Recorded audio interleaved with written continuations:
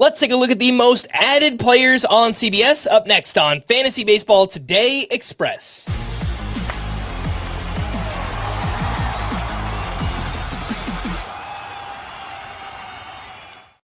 Welcome into FBT Express on Tuesday, June 17th. I am Frank Stampfl, joined by Chris Towers, and let's start with the most added hitters in CBS leagues.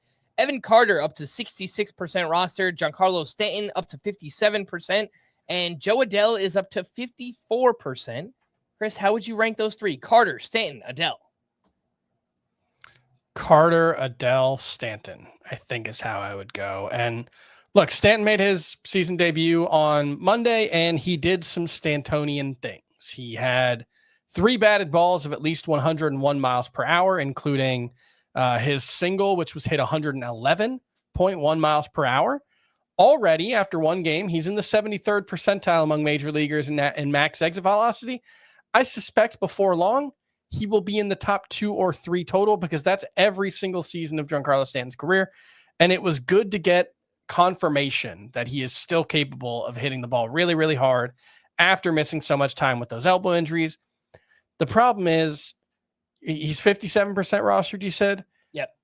I just don't think there are a lot of leagues left where he's really going to matter, unless he's just a lot better than I expect him to be, because it's a DH only bat who's not going to play every day, who's going to have strikeout issues. I just don't think he's going to matter in most points leagues. So I think Stanton's roster rate is probably about as high as I could comfortably set it right now. Let's talk about Alejandro Kirk, who is hitting something like 380 over the past month. He is 60% rostered. And I know he was among Scott's sleeper hitters this current week right now. What do you think about Alejandro Kirk, Chris? Are you buying this past month or so from him? Well, no, he's hitting like 365 over the past month. I think since the start of May, actually, he's hitting around 360. I don't think Alejandro Kirk is a 360 hitter. I do think like the 315 batting average for the season, it's backed up by a 308 XBA. And, you know, we talked a lot on the full show about how expected stats might be a little inflated this season because the baseball is producing more drag than usual. That's mostly going to affect fly balls. And Alejandro Kirk just doesn't hit a lot of fly balls. He hits a lot of ground balls. He hits a lot of line drives. He hits them hard. So he's not necessarily someone who, when you look at the expected stats, you expect them to really underperform. It's just that catcher is so deep that even with as well as Alejandro Kirk is playing, I don't know if he's a top 12 option at the position. I don't rank him that way. And in a head-to-head points league, he only has 17 runs and 31 RBI on the season, despite playing not quite every day, but about 80% of the time, it looks like. So I just have trouble seeing Alejandro Kirk being a top 12 catcher in a weird year for catcher, where guys like Hunter Goodman and Agustin Ramirez and Ivan Herrera have broken out. I'd rather have all three of those guys than Alejandro Kirk. 2 prospect promotions, recent prospect promotions in deeper leagues. Would you be looking to speculate on either one? Christian Moore of the Angels, Brady House of the Nationals. You can say neither. I think both are moderately interesting. I don't love either of them. I don't think they're necessarily superstars, but they don't have to be superstars to be viable fantasy options. I'm more interested in Moore. I think he's got legitimate power for a middle infielder, and I think that's going to play in the long run. And I think there's a little bit of speed there as well. I think the ceiling for Christian Moore is kind of like a flip-flop version of what we've gotten from Zachary Neto since the start of last season. Probably a little more power, less speed, but you know, if Neto went 20-30 last year, maybe a fully realized version of Christian Moore is more like 25-20. But I think that should be really useful in fantasy if he avoids strikeouts. So Moore has a lot of upside. I think it's worth speculating on. All right, let's take a quick break, and we'll be back right after this. When you need your sports news all the time, we've got breaking news to bring to you. CBS Sports HQ gives you a snapshot of all the sports that matter to you. When you need your sports in a snap, find it on CBS Sports HQ, streaming free anywhere you are. Welcome back in FBT Express. Let's slide over to waiver wire pitchers that stood out from Monday. We had Lucas Giolito with a 10 strikeout outing at the Mariners, 6 shutout innings in this one. He had 18 whiffs on 91 pitches. Velocity was up in the start as well. And Jose Soriano, a great outing at the Yankees, 7 shutout with 6 strikeouts, had 14 whiffs on 101 pitches.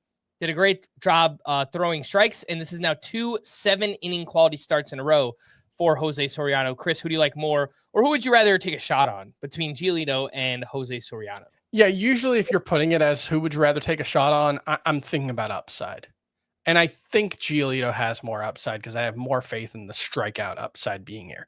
Soriano, because he's got such a high ground ball rate and has legit strikeout upside of his own. I want to be clear because his curveball and his splitter have been really good whiff pitches over the past couple of years. I think there is some upside here, but if Giolito can sit at 94 miles per hour plus with the extension that he's generating, the movement on the fastball, I think that's going to be a good pitch. And it mostly has been this season. It's just that the slider and changeup have been very bad.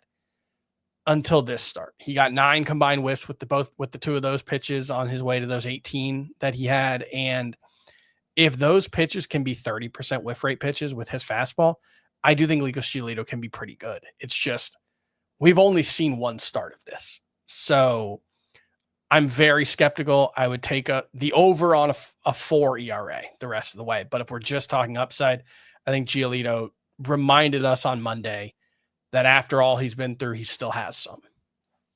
Some names in deeper leagues that stood out from the weekend. Brandon Walter, Mike Burrows, Ryan Gusto pitched well on Monday, and Jacob Lopez of the Athletics. Chris, any of those names stand out to you in deeper leagues? I think Walter is probably the most interesting of the group. It's a low velocity fastball, but he does some pretty good stuff with it. The overall, it's a deep arsenal with some swing and miss potential.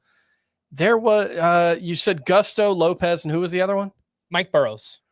I also think Mike Burrows has actually kind of gotten short shrift from the fantasy community a little bit. I've said this before, but I think because we've been waiting since March for Bubba Chandler to get promoted, when we saw a Pirates prospect get promoted who wasn't Bubba Chandler, I think everybody was just annoyed and didn't actually look at the fact that Mike Burrows is a pretty decent prospect in his own right.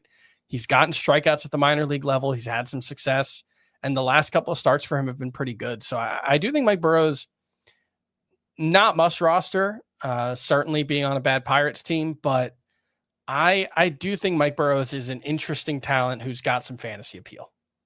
Some of the most added relievers right now. If you need saves, shallower league, Shelby Miller, obviously he's the number one top option to go after.